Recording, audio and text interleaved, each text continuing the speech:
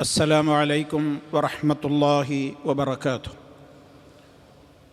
الحمد لله.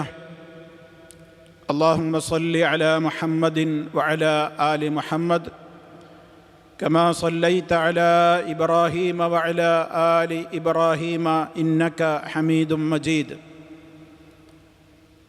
أما بعد فإن خير الكلام كلام الله وخير الهدي هدي محمد صلى الله عليه وسلم وشر الأمور محدثاتها وكل محدثة بدعة وكل بدعة ضلالة.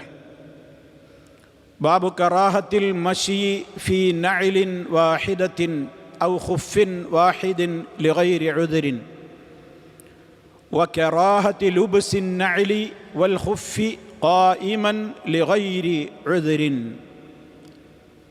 സ്നേഹമുള്ള സത്യവിശ്വാസികളെ, വിശ്വാസിനികളെ, സഹോദരി സഹോദരന്മാരെ, റിയാദുസ് സാലിഹീനിൽ നമ്മുടെ നിത്യജീവിതത്തിൽ നമ്മുടെ ശ്രദ്ധയിലുണ്ടായിരിക്കേണ്ടുന്ന സുപ്രധാനമായ ചെറുതും വലുതുമായ ഒട്ടേറെ കാര്യങ്ങൾ പ്രതിപാദിച്ചുകൊണ്ട് മുന്നോട്ട് പോകുന്ന ഈ അധ്യായത്തിൽ ഇന്ന് നമുക്ക് കേൾക്കുവാനുള്ളത് നമ്മുടെ നിത്യജീവിതവുമായി ബന്ധപ്പെട്ടുകൊണ്ട്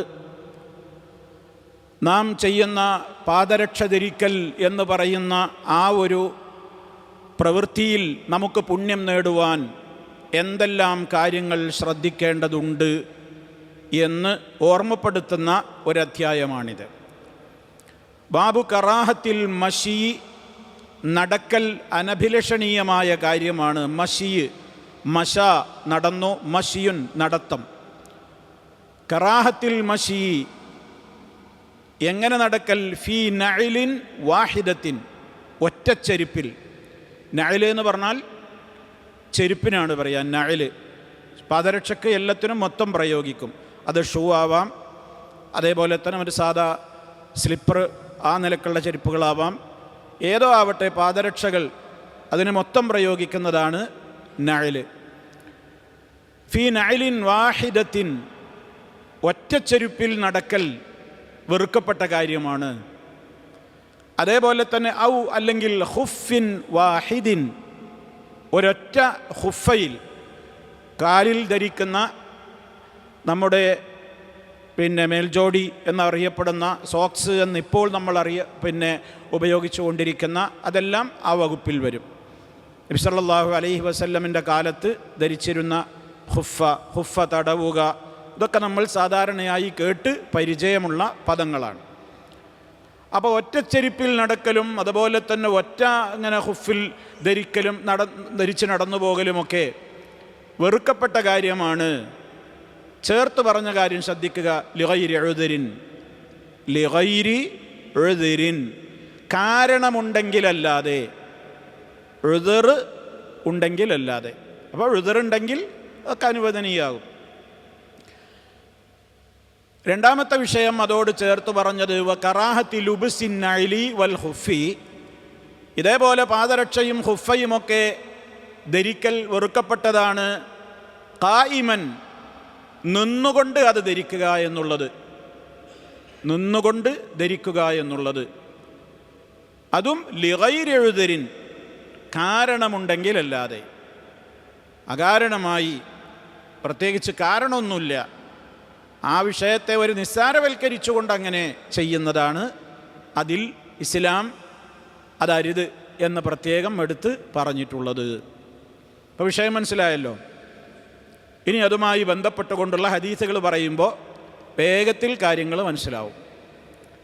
ഒന്നാമത്തെ ഹദീസ്, അൻ അബീ ഹുറൈറത റളിയല്ലാഹു അൻഹു അന്ന റസൂലല്ലാഹി സ്വല്ലല്ലാഹു അലൈഹി വസല്ലമ ഖാല لا يمشي أحدكم في نعل واحدة لينعلهما جميعا أو ليخلعهما جميعا وفي رواية أو ليحفهما جميعا متفق عليه.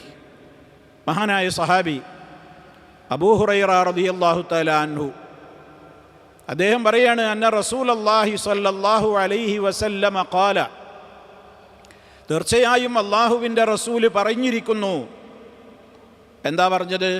ഖാല അവിടുന്ന് പറഞ്ഞിരിക്കുന്നു, ലാ യംഷി, നടക്കരുത്.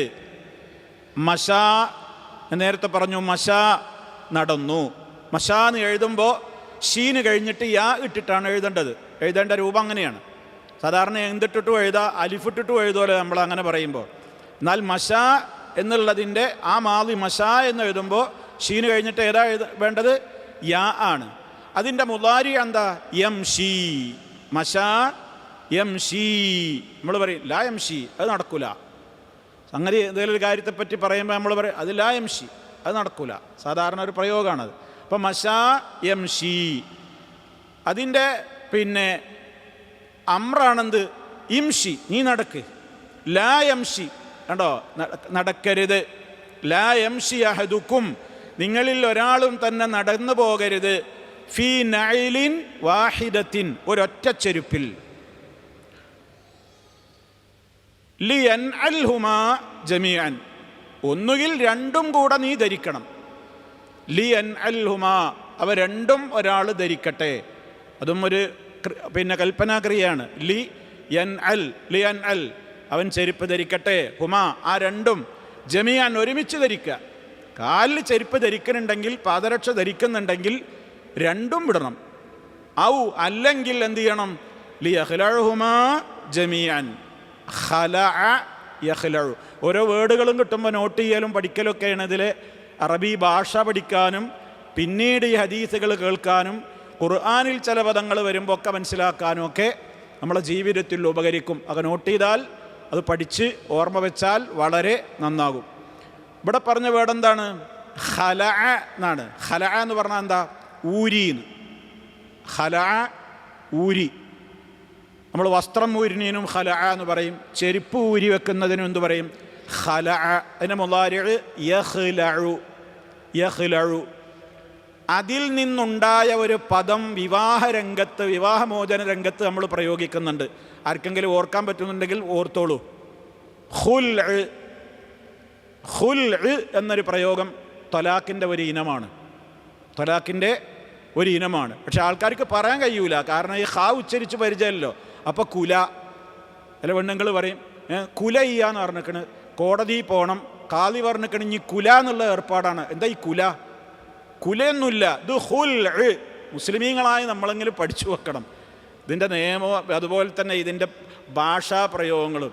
അത് ഓരോ വേർഡും ഇപ്പം അങ്ങനെയാണ്. നമ്മളെല്ലാത്തിലും ഇങ്ങനെ ഓരോ കാലം കഴിയും തോറും പിറകോട്ട് പോകുകയാണ്. നാട്ടുകാരും പത്രക്കാരും മീഡിയകളൊക്കെ എന്താണോ പ്രയോഗിക്കുന്നത് അതാ നമ്മളും പ്രയോഗിക്കുക.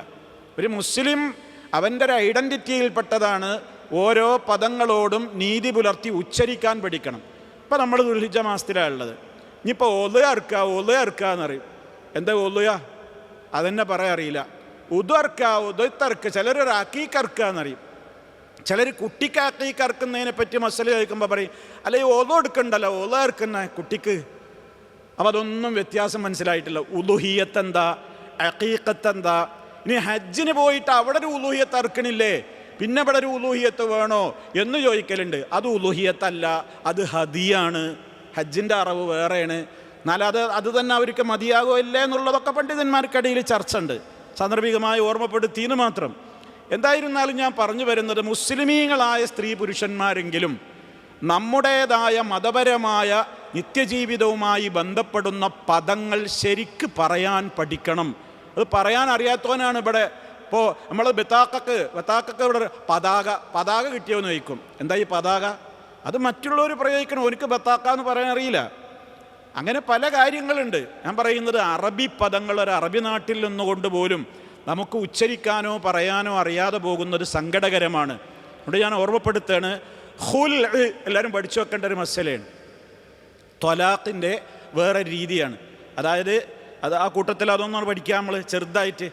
അതായത് സാധാരണഗതിയിൽ ത്വലാഖ് എന്ന് പറഞ്ഞാൽ പുരുഷൻ സ്ത്രീയെ മൊഴി ചൊല്ലുന്ന രീതിയാണ്. ഭാര്യാഭർത്താക്കൾ തമ്മിൽ തെറ്റി എന്തോ പ്രശ്നങ്ങളുണ്ടായി, കാര്യമായ പ്രശ്നം ഉണ്ടെങ്കിലേ ത്വലാഖ് ചെയ്യാൻ പറ്റുള്ളൂ. അതൊക്കെ വേറെ വിഷയം. അങ്ങനെ പുരുഷൻ സ്ത്രീയെ അങ്ങോട്ട് ത്വലാഖ് ചൊല്ലുന്ന രീതിയാണെന്ത് ത്വലാഖ് എന്ന് സാധാരണഗതിയിൽ പറയാം. അതേ അവസരത്തിൽ പുരുഷൻ ഒഴിവാകണം എന്നില്ല, പെണ്ണിന് ഇയാൾ വേണ്ടതാനും. പുരുഷനെ സംബന്ധിച്ചിടത്തോളം എന്താണ് മുന്നോട്ട് പോകണമെന്നാണ്. പക്ഷേ സ്ത്രീ ഒരു നിലക്കും ഇയാളുമായിട്ട് പൊരുത്തപ്പെടില്ല എന്നാണ് പറയുന്നത്. അങ്ങനത്തെ ഘട്ടത്തിൽ ഇസ്ലാം ഒരു സ്ത്രീക്ക് നൽകിയ അനുവാദമാണെന്ത്, നിങ്ങൾ നൽകിയ മഹർ ഞാൻ നിങ്ങൾക്ക് തിരിച്ചു തരാം, എന്നാലെങ്കിലും നിങ്ങൾ എന്നെ ഒന്ന് ഒഴിവാക്കി തരണം എന്ന് പറഞ്ഞിട്ട് ഈ മഹറാണ്ട് ഊരി കൊടുക്കുകയാണ്. അതാണ് അവിടെ ഹുല്ല്. ഇതാണ്ട് ഒഴിവാക്കിയിട്ട് ആ ബന്ധത്തിൽ നിന്നാണ്ട് ഊരി ഒഴിവാകാനുള്ള പരിപാടിയാണ്. എന്നാലും തലാഖാരനെ കൊടുക്കണം, തലാഖാരനെ കൊടുക്കണം, പുയ്യാപ്പിളന്നെ കൊടുക്കണം. എന്താ തണ്ടുന്ന പോലെ വ്യത്യാസം? സാധാരണഗതിയിലൊരു പെണ്ണിനെ തൊലാഖ് ചൊല്ലിയാൽ കൊടുത്ത മഹർ തിരിച്ചു വാങ്ങാൻ പാടില്ല, ഒരു കൂമ്പാരം കൊടുത്തിട്ടുണ്ടെങ്കിലും പാടില്ല എന്നുള്ളതാണ് നിയമം. അതേ അവസരത്തിൽ ഹുല്ലിലോ പെണ്ണ് ഇങ്ങോട്ട് ആവശ്യപ്പെടുകയാണ്, അപ്പോൾ അത് അവളെ ആവശ്യമാണ്. അപ്പം ഇയാൾക്ക് എന്ത് ചെയ്യാം? മഹർ തിരിച്ച് വാങ്ങാം. അതിൻ്റെ ഒരു ചുരുങ്ങിയ നിലക്കിപ്പോൾ മനസ്സിലായില്ലേ? ഇതാണ് ഹുല്. കോർട്ട് ഭാഷയിൽ പത്രക്കാരും മീഡിയകളും നമ്മളെ ആൾക്കാരും ഒക്കെ പൊതുവെ കുല കുല എന്ന് പറഞ്ഞിട്ട് ഇങ്ങനെ പറയണ ഇതാ കുല. ഇത് ഹുൽ, ഖാ, ലാം, ഐന്, ഹുൽ, അങ്ങനെ തന്നെ പറഞ്ഞു പഠിക്കണം ഓരോ പദങ്ങളും. അപ്പം ഞാൻ പറഞ്ഞു വരുന്നത്, ഇപ്പോൾ നമ്മൾ ഖല ഇവിടെ പറഞ്ഞല്ലോ. ഇപ്പോൾ വളരെ വ്യക്തമായിട്ട് നമ്മളിത് ഹദീസിൽ വായിച്ചു. എന്ത്? ഔ ലിയഖ്ലഉഹുമാ ജമീഅൻ, ചെരുപ്പ് ധരിക്കുമ്പോൾ ഒന്നുകിൽ രണ്ടും ഇട്ട് നടക്കുക, അല്ലെങ്കിൽ രണ്ടും ഊരി വെക്കുക. വഫീ റിവായ, ഈ മറ്റൊരു റിപ്പോർട്ടിൽ ഇങ്ങനെയാണുള്ളത്, ഔ അല്ലെങ്കിൽ ലി യുഹ്ഫിഹിമാ, അഹ്ഫാ യുഹ്ഫി എന്ന് പറഞ്ഞാൽ ചെരുപ്പിടാതിരിക്കുക. ഔ ലി യുഹ്ഫിഹിമാ ജമീഅൻ, രണ്ടും ഒഴിവാക്കട്ടെ. അഹ്ഫാ യുഹ്ഫി എന്ന് പറഞ്ഞാൽ പാദരക്ഷ ധരിക്കാതെ നടന്നു എന്നാണ്. ചെരുപ്പൊന്നുമില്ലാതെ നടക്കണീനാണെന്ത് പറയുക? അഹ്ഫാ യുഹ്ഫി. പരലോകത്തെക്കുറിച്ച് പറയുമ്പോൾ നമ്മൾ ക്ലാസ്സുകൾ കേൾക്കുമ്പോൾ അതിലൊരു ഹദീസ് പറയും, യുഹ്ശറുന്നാസു യൗമൽ ഖിയാമത്തി ഹുഫാതൻ ഉറാതൻ ഗുർലാ. മഹ്ശറിൽ ആളുകൾ ഒരുമിച്ച് കൂട്ടപ്പെടുമ്പോൾ ഹുഫാതൻ, നഗ്നപാതരായിട്ടാണ് മഹ്ശറിലേക്ക് വരിക, കാലിൽ ചെരുപ്പുണ്ടാവില്ല. അവിടെ പ്രയോഗിച്ച വേർഡെന്താണ്? ഹുഫാത്ത്. ഹാഫി, ഹാഫി എന്ന് പറഞ്ഞാൽ ചെരുപ്പ് ഒഴിവാക്കിയവൻ, അതിൻ്റെ ബഹുവചനമാണ് ഹുഫാത്ത്. ഹുഫാത്ത് മനസ്സിലായില്ലേ? അപ്പോൾ അവിടെ ആ പ്രയോഗം അവിടെ വന്നത് ഓർമ്മപ്പെടുത്തിയതാണ്. അപ്പോൾ അതാണ് ഔ ലി യുഹ്ഫിഹിമാ ജമീഅൻ, രണ്ടും ഊരി വെക്കട്ടെ എന്ന് പറയുന്നതിൻ്റെ മറ്റൊരു വേർഡ് പറഞ്ഞതാണ്. എന്ത്? ഔ ലി യുഹ്ഫിഹിമാ ജമീഅൻ, അത് രണ്ടും അവൻ എന്ത് ചെയ്യട്ടെ? ഊരി വെക്കട്ടെ. അപ്പോൾ കാര്യം വളരെ വ്യക്തമാണ്. നമ്മൾ കാലിൽ ചെരുപ്പ് ധരിച്ച് മുന്നോട്ട് പോകുമ്പോൾ, ഇത് അടുത്ത ഹദീസും കൂടെ പറയുമ്പോൾ അതിൽ ഒന്നും കൂടി വ്യക്തമാണ്. വഅൻഹു, അബൂ ഹുറൈറ റളിയല്ലാഹു അൻഹുവിൽ നിന്ന് തന്നെ ഉദ്ധരിക്കപ്പെടുന്നു. അതാണ് വഅൻഹു എന്ന് പറയുന്നത്. ഇവിടെ ആളെ പറഞ്ഞില്ല, വഅൻഹു എന്നേ പറഞ്ഞുള്ളൂ. അദ്ദേഹത്തിൽ നിന്ന് തന്നെ. ആരായി അദ്ദേഹം? മുകളിൽ ഹദീസ് ഉദ്ധരിച്ചതാരാ? ആരാ ഉദ്ധരിച്ചത്? അബൂ ഹുറൈറ റളിയല്ലാഹു അൻഹു. അബൂ ഹുറൈറ റളിയല്ലാഹു അൻഹുവിനൊക്കെ ആരും മറക്കരുത് കേട്ടോ, എല്ലാവരും മനസ്സിലുണ്ടാവേണ്ട സഹാബിയാണ്, വലിയ മഹത്വമുള്ള സഹാബിയാണ് അബൂ ഹുറൈറ റളിയല്ലാഹു തആല അൻഹു. എത്രത്തോളം എന്ന് വെച്ചാൽ അബൂ ഹുറൈറ റളിയല്ലാഹു അൻഹു സമൂഹത്തോട് പറയാറുണ്ട്, അള്ളാഹിൻ്റെ റസൂല് വഹീൻ്റെ അടിസ്ഥാനത്തിൽ അബൂ ഹുറൈറ റളിയല്ലാഹു അൻഹുവിനോട് അറിയിച്ചൊരു സന്തോഷ വാർത്ത ഉണ്ട്. എന്നെ ആരെങ്കിലും കേട്ടാൽ, എൻ്റെ ഉമ്മാനെ ആരെങ്കിലും കേട്ടാൽ അവർക്കൊക്കെ എന്നോട് സ്നേഹം ഉണ്ടാകണം ഖിയാമത്ത് നാൾ വരെ. ഇതാരാവശ്യപ്പെട്ടതാ? അബൂ ഹുറൈറ റളിയല്ലാഹു അൻഹു നബി തങ്ങളോട് ഒരിക്കൽ ആവശ്യപ്പെട്ടതാണ്. ഉമ്മ മുസ്ലിം ആയതിൻ്റെ ശേഷം. ഉമ്മ മുസ്ലിം അല്ലായിരുന്നു. ഉമ്മ മുസ്ലിം ആയതിൻ്റെ ശേഷം അബൂ ഹുറൈറ റളിയല്ലാഹു അൻഹു ആ സന്തോഷം പങ്കുവെക്കാൻ റസൂലുള്ളാഹിയുടെ സമീപത്ത് എന്നിട്ട് കൊടുത്തൊരപേക്ഷയാണ്, എന്നെ, എൻ്റെ ഉമ്മാനെ ഖിയാമത്ത് നാൾ വരെ ആരൊക്കെ കേൾക്കുന്നുണ്ടോ അവർക്കൊക്കെ എന്നെ ഇഷ്ടാവണമെന്ന്. അതിൻ്റെ അടിസ്ഥാനത്തിൽ പറഞ്ഞു, എല്ലാ മുഅ്മിനീങ്ങളും ആരിഷ്ടപ്പെടും? അബൂ ഹുറൈറ റളിയല്ലാഹു അൻഹുവിനെയും ഉമ്മയെയും കേട്ടവരൊക്കെ ഇഷ്ടപ്പെടുന്നു. അത് വിശദീകരിക്കുന്നിടത്ത് പണ്ഡിതന്മാരൊരു കാര്യം കൂടി പറഞ്ഞു, അബൂ ഹുറൈറ റളിയല്ലാഹു അൻഹുവിനോട് ഏതെങ്കിലും നിലക്ക് വെറുപ്പ് വെച്ച് പുലർത്തുന്നവൻ ആരാവില്ല? മുഅ്മിനാവില്ല. പിഴച്ചോനെ ആരെക്കുറിച്ച് കുറ്റം പറയുള്ളൂ? അബൂ ഹുറൈറ റളിയല്ലാഹു അൻഹുവിനെ കുറ്റം പറയുള്ളൂ. നമ്മുടെ നാട്ടിൽ ഒരു കാലത്ത് ജീവിച്ചിരുന്ന പക്കാ ഹദീസ് നിഷേധിയായിരുന്ന ഒരു മൗലവി ഉണ്ടായിരുന്നു, ചേകനൂർ എന്നറിയപ്പെടുന്ന ആൾ. അയാൾ എഴുതിയ പുസ്തകത്തിൽ പല പുസ്തകങ്ങളിൽ ഒരു പുസ്തകം അബൂ ഹുറൈറ എന്ന പെരുങ്കള്ളൻ എന്നായിരുന്നു. മഅദല്ലാഹ്.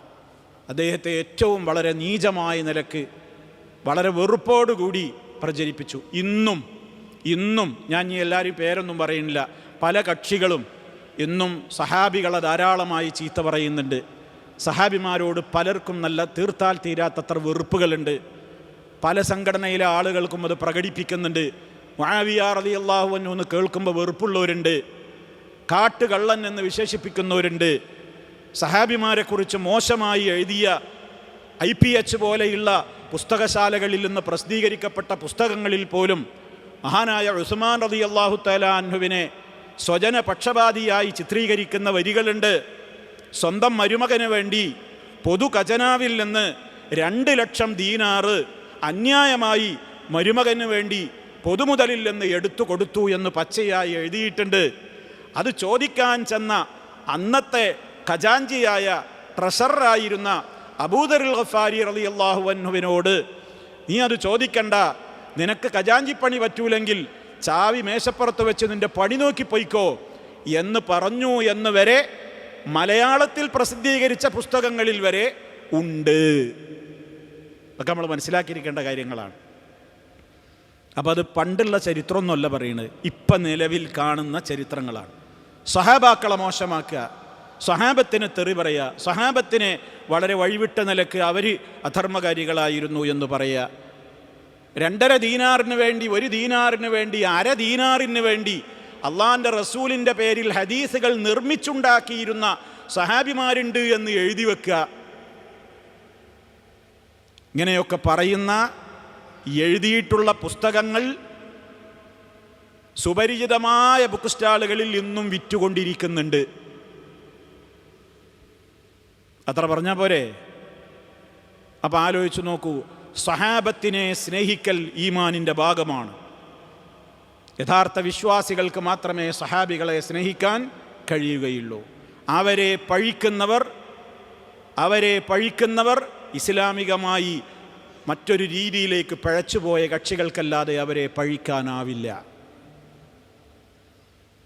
ഏറ്റക്കുറച്ചിലുകളുണ്ടാകും. വളരെ ഗൗരവത്തിൽ, വളരെ വൃത്തികെട്ട രൂപത്തിൽ പറയുന്നവരൊക്കെ ഉണ്ട്.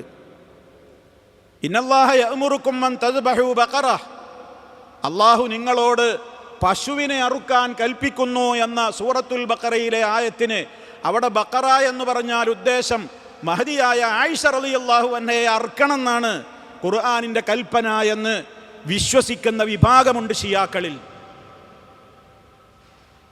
മനസ്സിലാക്കണം.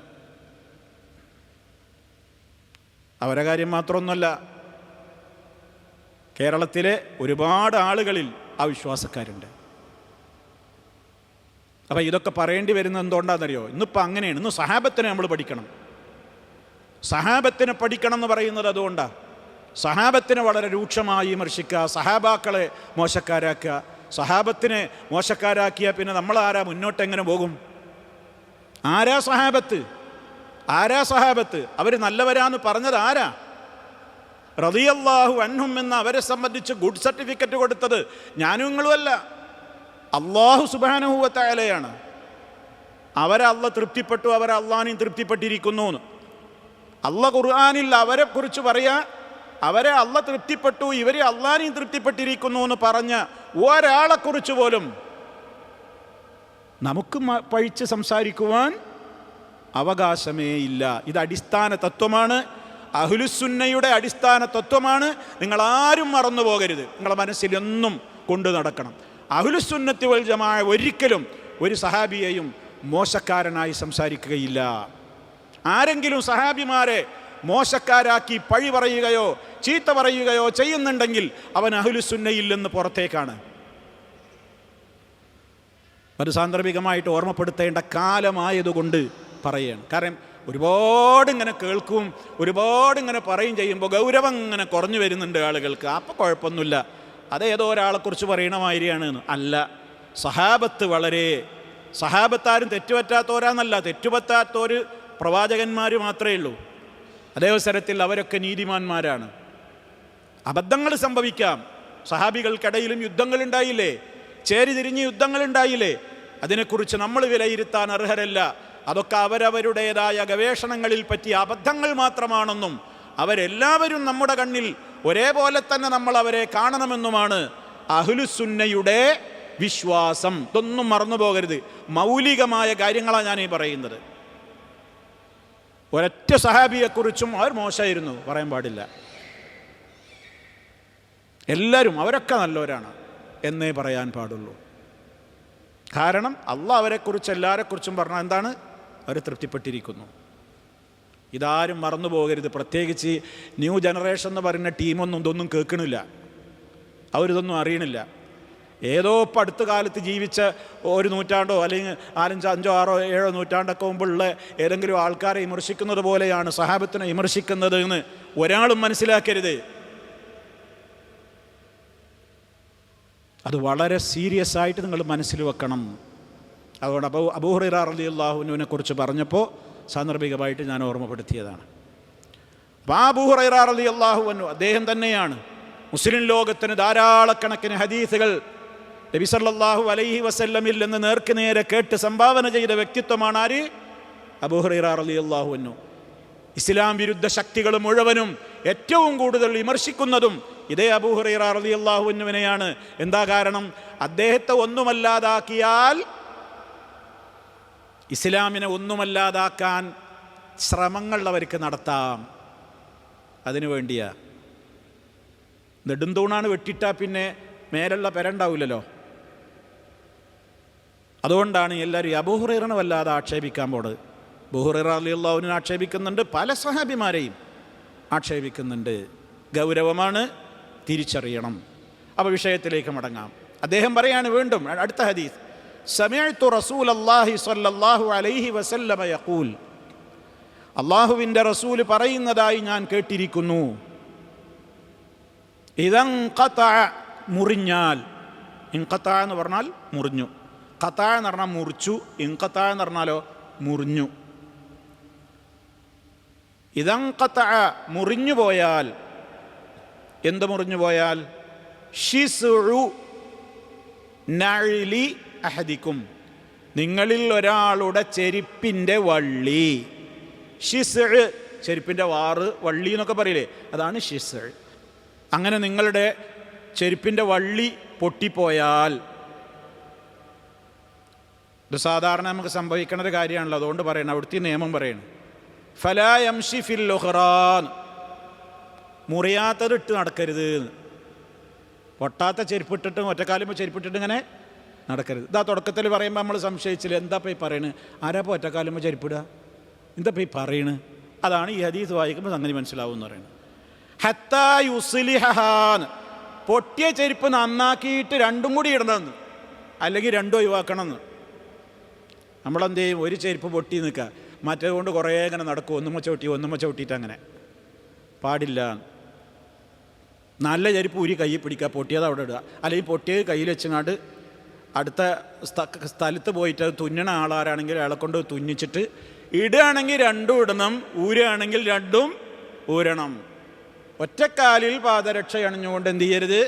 നടക്കരുത്. അതാണ്.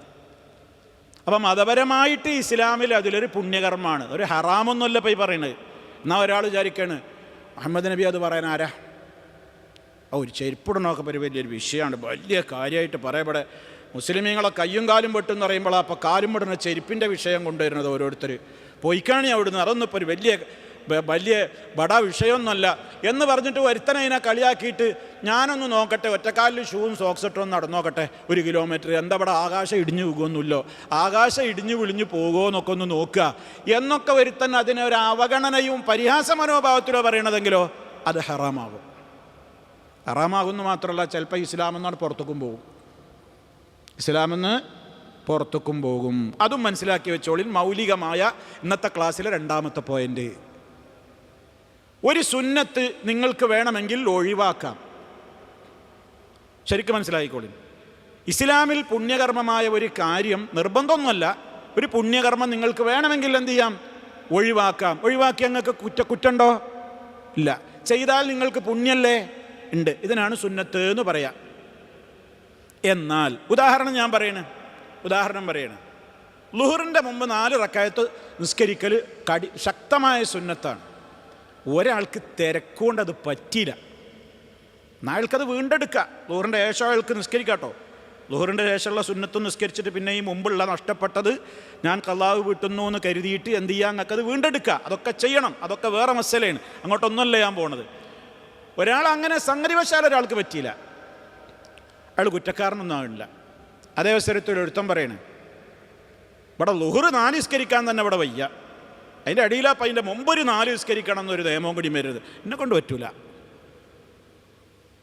ആ വർത്താനം ധിക്കാരമാണ്, അത് പരിഹാസമാണ്, അത് മതത്തിൽ നിന്ന് പുറത്തു പോകുന്ന വർത്തമാനമാണ്.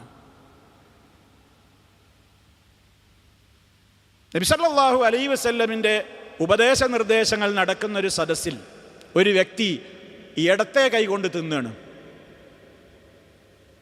ഇടത്തെ കൈകൊണ്ട് തിന്നാണ്. ഇപ്പം നബി സല്ലല്ലാഹു അലൈഹി വസല്ലം പറഞ്ഞു, വലത് കൈ ഉപയോഗിക്കൂ സഹോദര, വലത് കൈ കൊണ്ട് തിന്നണം, വലത് കൈ കൊണ്ട് കുടിക്കണം. മുഖത്തടിച്ച മറുപടി പോലെ മുത്തു മുസ്തഫയുടെ മുഖത്ത് നോക്കിയിട്ട് അയാൾ പറഞ്ഞു, എനിക്ക് പറ്റൂല, എനിക്ക് പറ്റൂലാന്ന്. അപ്പം നബി സല്ലല്ലാഹു അലൈഹി വസല്ലം കാരുണ്യത്തിൻ്റെ പ്രവാചകനായ മുത്തു മുസ്തഫ സല്ലല്ലാഹു അലൈഹി വസല്ലം പറഞ്ഞു, എങ്കിൽ മസ്തതഅത്, ഇനി നിനക്ക് പറ്റൂലാന്ന്, ഇനി നിനക്ക് പറ്റൂല. എന്താ അതിൻ്റെ ബാക്കി പത്രം? ആ മനുഷ്യൻ മരണം വരെ പിന്നെ അയാളുടെ വലത് കൈ വായിലേക്ക് പൊക്കാൻ കഴിഞ്ഞിട്ടില്ല, കൈ കുഴഞ്ഞുപോയി. എന്താ ഇവിടെ വിഷയം? നമ്മളറിയാതെ എപ്പോഴെങ്കിലും ഒരു ഗ്ലാസ് വെള്ളം ഇടത്തെ കൈ കൊണ്ട് കുടിച്ചാൽ അത് തെറ്റല്ല, നമ്മളറിയാതെ അങ്ങനെ ചെയ്തു പോയി. പക്ഷെ ഒരാൾ ഉപദേശിക്കുമ്പോൾ ഇവനൊക്കെ ഏത് കാട്ടുന്നാ നീറ്റി വരുന്നത്, 6-ാം നൂറ്റാണ്ടിൽ ബസ് ഇട്ടാത്തോൻ എന്താ ഇപ്പോൾ ഇവിടെ വലത്തെ കൈ കൊണ്ടാണ്, വലത്തെ കൈ കൊണ്ട് ഓടിച്ചാൽ ആകാശം ഇടിഞ്ഞൊളിഞ്ഞു പോവുക. ഈ വിധി അവന് വരും. അവൻ ധിക്കാരിയാണ്, അവൻ അഹങ്കാരത്തിൻ്റെ വർത്തമാനമാണ് പറയുന്നത്. അവിടെ മസ്അല വേറെയാണ്. ഒരു കാര്യം ചെയ്യാതിരിക്കുന്നതും, ഒരു കാര്യം ചെയ്യാതിരിക്കുന്നു എന്ന് മാത്രമല്ല അതിനോട് പുച്ഛമനോഭാവം സ്വീകരിക്കുന്നതും ഇസ്ലാമികമായ വീക്ഷണത്തിൽ രണ്ടും 2 വിധിയാണ്. മനസ്സിലായല്ലോ? ഇന്നത്തെ ക്ലാസ്സിൽ ഞാൻ നിങ്ങൾക്ക് പഠിപ്പിച്ചു തരുന്ന 2ാമത്തെ പോയിൻ്റാണ്. മൗലികമായ ഒരു തത്വമാണത്. ഒരു കാര്യം നമുക്ക് ചിലപ്പോൾ ചെയ്യാൻ പറ്റിയില്ല എന്ന് വരാം, അത് മനുഷ്യ സഹജമാണ്. പക്ഷെ അതിനെ പുച്ഛിക്കുകയോ പരിഹസിക്കുകയോ ചെയ്യാൻ പാടില്ല. അത് വരുമ്പോൾ നിയമം മാറും, കളി മാറും. സൂറത്തു തൗബയിലൊക്കെ ആയത്തുകളുടെ ഞാൻ അതിൻ്റെ വിശദാംശങ്ങളിലേക്ക് പോകുന്നില്ല. അള്ളാഹുവിൻ്റെ റസൂലിനോട് വന്നിട്ട് മുനാഫിക്കങ്ങളിൽ ചില ആൾക്കാർ കളിയാക്കിയപ്പോൾ റസൂൽ അവരോട് പറഞ്ഞു, നിങ്ങൾ ഇങ്ങനെയൊക്കെ പറഞ്ഞോ എന്ന് ചോദിച്ചു.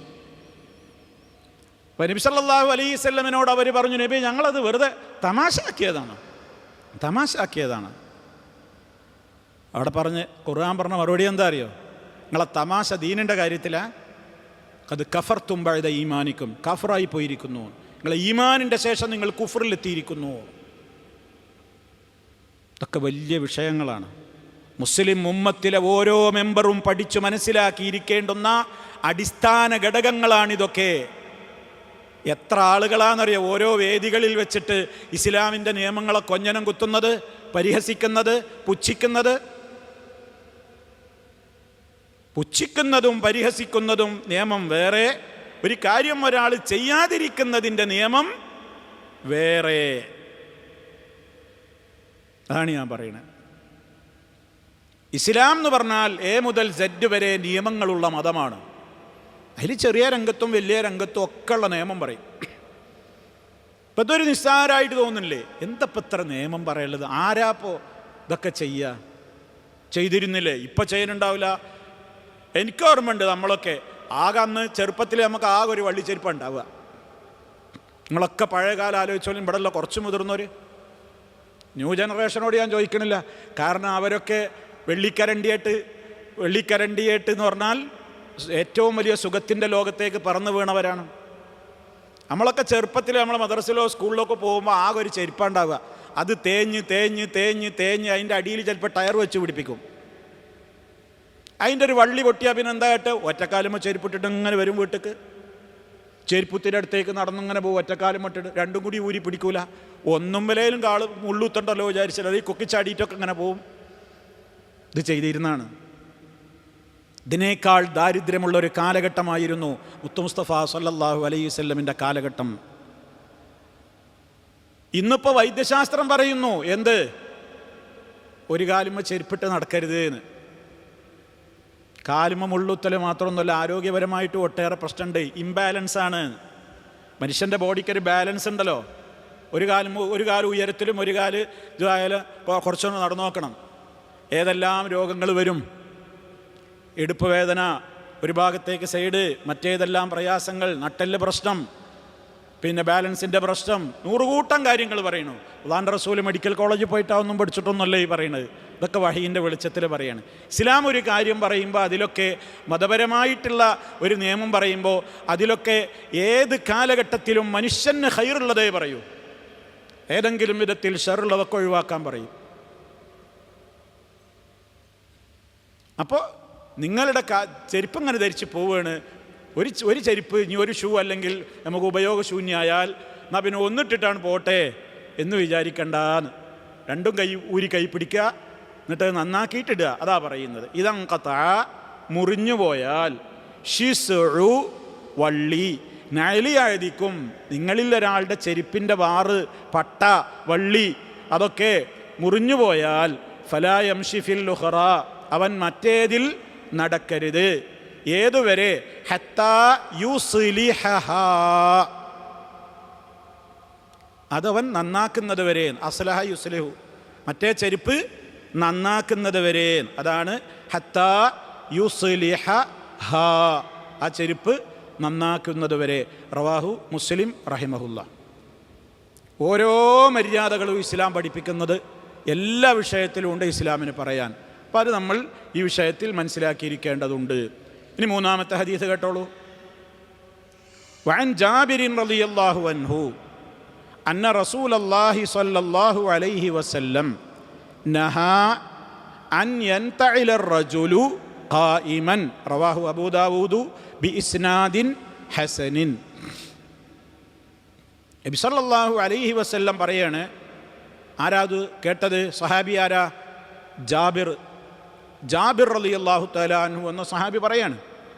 അന്ന റസൂലല്ലാഹി സ്വല്ലല്ലാഹു അലൈഹി വസല്ലം, തീർച്ചയായും അള്ളാഹുവിൻ്റെ റസൂൽ, നഹാ അവിടുന്ന് വിരോധിച്ചിട്ടുണ്ട്. അൻ യൻതഇല റജുലു, ഒരാൾ ചെരുപ്പ് ധരിച്ച് നടക്കൽ വിരോധിച്ചിരിക്കുന്നു. ഇൻ തഅല, കണ്ടോ ആ വേർഡ് ഇട്ടില്ലേ? ചെരുപ്പിട്ടു എന്ന് എങ്ങനെ പറയാ? ഇൻ തഅല യൻതഇലു, നഅൽ ധരിച്ചു. അൻ യൻതഇല റജുലു, ഒരാൾ ചെരുപ്പ് ധരിച്ച് നടക്കൽ വിരോധിച്ചിരിക്കുന്നു. എങ്ങനെ ചെരുപ്പ് ധരിക്കൽ കേട്ടോ, ഖായിമൻ നിന്നുകൊണ്ട്. ഇപ്പം ചെരുപ്പ് ഇടുന്നതിൻ്റെ ഒരു സുന്നത്ത് എന്താണ്? ഇരുന്ന് ചെരുപ്പ് ധരിക്കുക എന്നുള്ളതാണ്. പാദരക്ഷ ധരിക്കേണ്ടത് ഇരുന്നു കൊണ്ടാണ് ഏറ്റവും ഉത്തമം. നമുക്ക് കൂലിയിട്ടൊന്ന്. ഞാൻ അതിൻ്റെ തന്നെ മറ്റൊരു റിപ്പോർട്ടിൽ, അത് റിയാദ് സാലിഹീനിലില്ല, സമാനമായി അതിനോട് ചേർത്ത് മനസ്സിലാക്കേണ്ട ഒരു സുന്നത്ത് മറ്റൊരു റിപ്പോർട്ടിൽ വന്നത് കേട്ടോളൂ. ഇദൻ തഅല അഹദുക്കും, നിങ്ങളിൽ ഒരാൾ ചെരുപ്പ് ധരിക്കുകയാണെങ്കിൽ, ഫൽ യബ്ദഅ ബിൽ യുംന, അവൻ ആരംഭിക്കട്ടെ, ബിൽ യുംന, വലതുഭാഗം കൊണ്ട്. ഇപ്പോൾ ചെരുപ്പിടുകയാണെങ്കിലും സോക്സ് ഇടുകയാണെങ്കിലും ഷൂ ഇടുകയാണെങ്കിലും ഒക്കെ ആദ്യം ഏത് കാലിൽ ധരിക്കണം? വലത് കാലിൽ. വഇദാ ഖലഅ, അവൻ പാദരക്ഷ ഊരുമ്പോൾ, ഫൽ യബ്ദഅ ബിശ്ശിമാലി, നേരെ ഓപ്പോസിറ്റ്, ഇടത്തെ കാലിൽ കൊണ്ട് ആരംഭിക്കട്ടെ. ഇപ്പം ധരിക്കുമ്പോൾ വലത്തെ കാലിന് മുൻഗണന, ഊരുമ്പോഴോ ഇടത് കാലിന് മുൻഗണന. അപ്പോൾ ഇദൻ തഅല അഹദുക്കും ഫൽ യബ്ദഅ ബിൽ യുംന, അവൻ വലത്ത് കാല് കൊണ്ട് തുടങ്ങട്ടെ. അപ്പോൾ ധരിക്കുന്നതും ഊരുന്നതും അല്ല, ഏതാണ് ഊരുമ്പോഴോ അവസാനം വലത്തേത്, ധരിക്കുമ്പോൾ തുടക്കവും ഏതാണ്?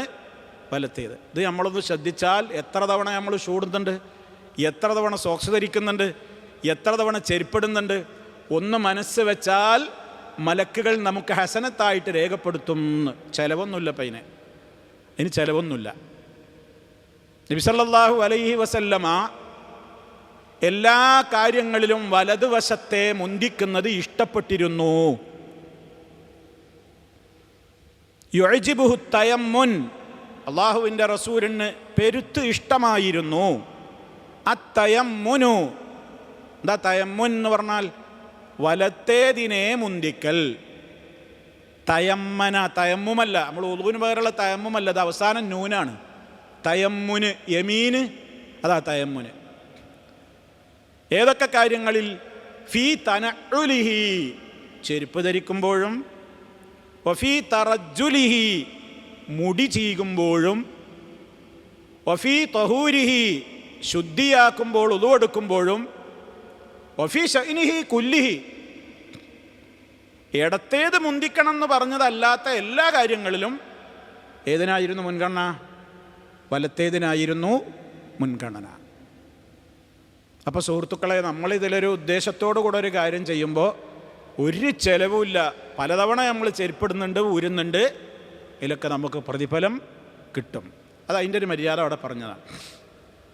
അപ്പം അങ്ങനെ ധരിക്കുമ്പോൾ ഇനി നിന്ന് ധരിക്കലാണ് പുണ്യം.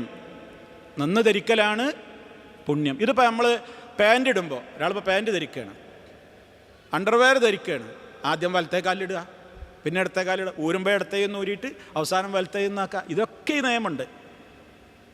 ഷർട്ട് ഇടുകയാണ്, ആദ്യം വലത്തേ കൈ ഇടുക, പിന്നെ ഇടത്തേ കൈ ഇടുക, ഊരുമ്പോഴോ ഇടത്തേ കൈ ഊരുക, ലാസ്റ്റ് വലത്തേ കൈ ഒന്ന് ഊരുക. ചിലവുണ്ടോ? ഒന്ന് മനസ്സ് വെച്ചാൽ പുണ്യങ്ങൾ നേടില്ലേ നമ്മൾ. 2 ഉറുപ്യ കുറവുണ്ട് എന്ന് പറഞ്ഞാൽ വെയിലും കൊണ്ടിട്ട് ക്യൂ നിൽക്കൂലേ? 2 കിലോമീറ്റർ അപ്പുറത്തുള്ള സൂപ്പർ മാർക്കറ്റിലേക്ക് പോകൂലേ? ഇന്ന് ഉള്ളിക്ക് നല്ല ഓഫറാണ്, 5 ഉറുപ്യുള്ള ഉള്ളിക്ക് അവിടെ 2 ഉറുപ്യക്ക് കൊടുക്കുത്രേ. വെയിലുകൊണ്ട് പോവും നമ്മൾ അടുത്ത ഓഫറുള്ള സൂപ്പർ മാർക്കറ്റിലേക്ക്. എന്താ ഉള്ളി എന്നില്ലെങ്കിൽ നിങ്ങൾ ആകാശം ഇടിഞ്ഞു വിളിഞ്ഞു പോകുമോ? ആ ചോദ്യമാണല്ലോ എല്ലാവരും ചോദിക്കണം. എന്താ ഇപ്പോൾ ഇതൊന്നും ശ്രദ്ധിച്ചില്ലെങ്കിൽ ഇപ്പോൾ ആകാശം ഇടിഞ്ഞു വിളിഞ്ഞു പോകുമോ? എന്താ നമുക്ക് ദുന്യാവിനോടുള്ള താല്പര്യം ആഖിറത്തിൻ്റെ കാര്യത്തിൽ കാണാത്തത്? സുന്നത്തല്ലേ എന്നാണ്. ഒരു ചോറും കൂട്ടാനും മാത്രം ഭാര്യ, ചോറും കറിയും മാത്രം ടേബിളും മേലെ ഉച്ചക്ക് വിശന്നിങ്ങനെ ചെന്നപ്പോൾ ഭാര്യ വിളമ്പിക്കൊടുന്ന് വെച്ചാൽ ചോദിക്കും നമ്മൾ, ഇതുള്ളൂ ഇല്ലെങ്കിൽ പറയായിരുന്നില്ലേ? വിശന്നിട്ട് മനുഷ്യന് വയ്യ, എന്താ ചോറുന്നാനൊരു കറി പോരെ? അതല്ലേ നിർബന്ധമുള്ളൂ. പച്ചച്ചോറുന്നണ്ട, ഒരു ചോറ് തിന്നപ്പോൾ നമുക്കൊരു കൂട്ടം പോരെ? എനിക്ക് മീൻ എക്സ്ട്രാ വേണോ? ഉപ്പേരി വേണോ? അച്ചാറ് വേണോ? പപ്പടം വേണോ? മെഴുക്ക് വരട്ടി വേറെന്തെങ്കിലും വേണോ? ഇതൊന്നും വേണ്ട. ഇതൊന്നും ഇല്ലെങ്കിൽ ചൂടാകണമില്ലേ? ഇതൊക്കെ ഇപ്പോൾ ഭക്ഷണത്തിൻ്റെ എന്തേ വേണ്ടുള്ളൂ, അതൊന്നും നിർബന്ധ ഘടകമല്ല. പക്ഷെ ദീനിൻ്റെ കാര്യത്തിൽ നമുക്കതൊക്കെ വേണം, അല്ലെങ്കിൽ നമ്മളെ കണ്ണും മൂറൊക്കെ ചോക്കും. ദീനിൻ്റെ കാര്യത്തിലോ അന്നോ ഉച്ചക്ക് ചോറുന്നാൻ വരുന്നതിൻ്റെ മുമ്പ് ളുഹറിന് 4 റക്അത്ത് മുമ്പ് 4 റക്അത്ത് സുന്നത്തുണ്ടായിരുന്നു. സുന്നത്തല്ലേ പോട്ടെ, അതൊന്നും പോയില്ലൊരു കാര്യമില്ലല്ലോ. ഇവിടെ ളുഹർ 4 റക്അത്തെങ്കിലും ഞാൻ നിസ്കരിക്കുന്നുണ്ടല്ലോ, മറ്റവനാവില്ലല്ലോ എന്നാ നോക്കണത്. സുബൈക്ക് ജമാഅത്തിനോത്താൻ വിചാരിക്കണം എന്താണ്, ഞാൻ ഇവിടെ ളുഹറിനെങ്കിലും നിസ്കരിക്കണ്ടല്ലോ, മറ്റവൻ സുബൈക്കും പോകാതെ പള്ളി കിടക്കല്ലേ, ഞാൻ തന്നെ ഉഷാറ്.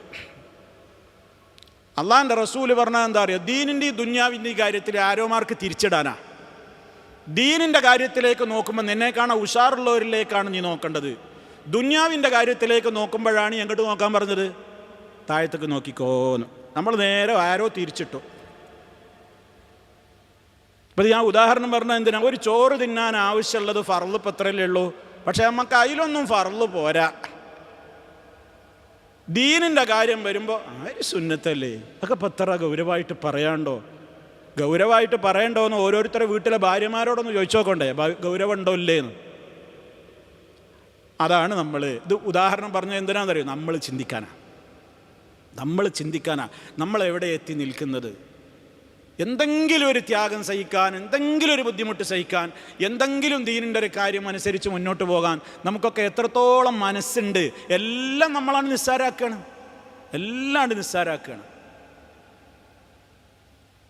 നിങ്ങൾ നോക്കി സഹാബത്തിൻ്റെ ഒക്കെ ചരിത്രം നോക്കൂ. നിങ്ങൾ പല സഹാബിമാർ ഒരു ഹദീസാണ് കേട്ടാൽ അവർ പിന്നെ പറയാറെന്താണെന്നറിയോ, ഞാനത് കേട്ടതിൻ്റെ ശേഷം മരണം വരെ ഒഴിവാക്കിയിട്ടില്ല. എന്താ അത് ഫർളായിട്ടാ?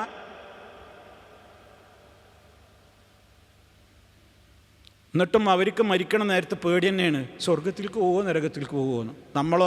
നമ്മളിപ്പോൾ എന്താ ഓക്കെയാണ്, നമ്മളൊക്കെ ഇപ്പോൾ സ്വർഗത്തിലേക്കാണ്. ആ ഒരൊറ്റ തടസ്സമേ ഉള്ളൂ, മരിച്ചു കിട്ടിയിട്ടില്ല. മരിച്ച സ്വർഗത്തിലാണ്. സുഹൃത്തുക്കളെ, ഇത് തമാശയായിട്ട് പറയുന്നതല്ല, നമ്മൾ സീരിയസ് ആയിട്ട് എടുക്കണം. ഇസ്ലാം ഇന്നത്തെ തലമുറ, ഇന്നത്തെ ഒരു ജനതക്കുള്ളൊരു കുഴപ്പം, എന്തിനേയും ഒരു എന്താക്കലാണ്, ഒരു പുച്ഛിക്കലാണ്, ഒരു കൊച്ചാക്കലാണ്, ഒരു പ്രശ്നമാക്കലാണ്. അതിൽപ്പെട്ടതാപ്പത്. കാലന്നെ വേണ്ട, മുസ്ലിമിൻ്റെ കാലന്നെ വെട്ടണം എന്നൊരു കൂട്ടർ പറയുന്നിടത്തപ്പോൾ കാലും വിടുന്ന ചെരുപ്പിൻ്റെ നിയമം പറയാൻ നിൽക്കണത് ബനേന്ന് അങ്ങനെ കളിയാക്കുക. തല തടവൽ പൂർണ്ണമായി തടവണം എന്ന് പറഞ്ഞപ്പോൾ ഒരു കൂട്ടർ പറഞ്ഞാണ് മുസ്ലിം സമുദായത്തിൻ്റെ തല വെട്ടണം എന്ന് ഒരു കൂട്ടർ പറയുന്നിടത്ത് അപ്പം തലമ്മ ഇങ്ങനെ തടവണം എന്ന് ചില ആൾക്കാർ പറഞ്ഞു കൊടുത്തുകൊണ്ടിരിക്കുന്നത്.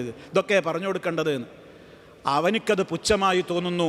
മുത്തു മുസ്തഫാക്ക് നേരം പോക്കിന് പറഞ്ഞോന്നല്ലത്. അള്ളാഹിൻ്റെ റസൂല് ഏറെ ത്യാഗം സഹിച്ച് ഈ ദീനി സമൂഹത്തിന് പകർന്നു കൊടുത്തത് അവിടുത്തേക്ക് നേരം പോക്കിനും ടൈം പാസിനും വേണ്ടി ഇവിടെ ഓരോന്ന് പഠിപ്പിച്ചു പോയതല്ല.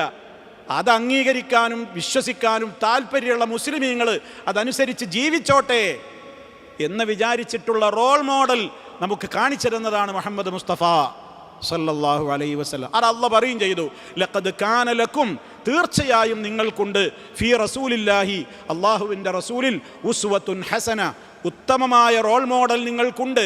എല്ലാവർക്കും ഇല്ല. അടുത്ത വാചകം കേട്ടോളിൻ, ലിമൻ കാന യർജുല്ലാഹ് വൽ യൗമൽ ആഖിർ, അള്ളാനെയും പരലോകത്തേക്ക് ആഗ്രഹിക്കുന്നവരോടായി പറയണത്, അല്ലാത്തവർക്ക് അവരെ വഴിക്ക് പോകാമെന്ന്. അപ്പോൾ സുഹൃത്തുക്കളെ, ഈ നിയമങ്ങളൊക്കെ കേൾക്കുമ്പോൾ നമ്മളെ മനസ്സിൽ ഇതിനോടൊക്കെ നമ്മളും ഒരു ചിന്ത, നമ്മളെ മനസ്സിലും അങ്ങനെയൊക്കെ ഒരു നല്ല അദബുകൾ ഉണ്ടായാൽ നല്ലതാണ്. ഇനിയിപ്പോൾ ഒരാൾക്ക് സൗകര്യമില്ല ഒരാൾ നിന്ന് ചെരുപ്പ് ധരിക്കുമ്പോൾ ഒരുപാട് അപകടങ്ങളുണ്ട് എന്നാണ്.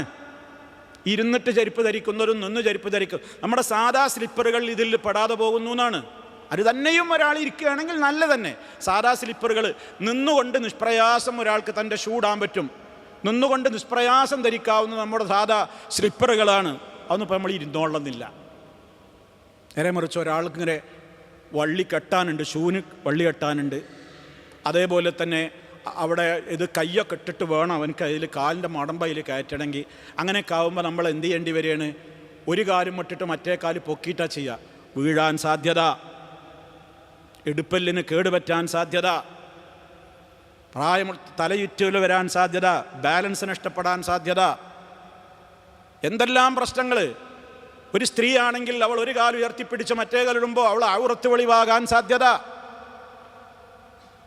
അപ്പം അതുകൊണ്ട് തന്നെ സൗകര്യം കാണുന്നുണ്ടെങ്കിൽ അത്തരം ഇടങ്ങളിൽ, ഇന്ന് പലയിടങ്ങളിലും പല പള്ളികളിലൊക്കെ ഷൂടാനും സോക്സ് ഇടാനും ഒക്കെ ബെഞ്ചും അതിനുള്ള സൗകര്യങ്ങളൊക്കെ ഉണ്ട്. ഒക്കെ ഉപയോഗപ്പെടുത്തണം. അത് വെറുതെ ഇട്ടതല്ല, അങ്ങനെ ശൈലി ഇരുന്ന് ചെയ്താൽ നമുക്ക് അതിൽ കൂലിട്ടും. നമ്മളെ ആരോഗ്യത്തിനും അതാ നല്ലത്.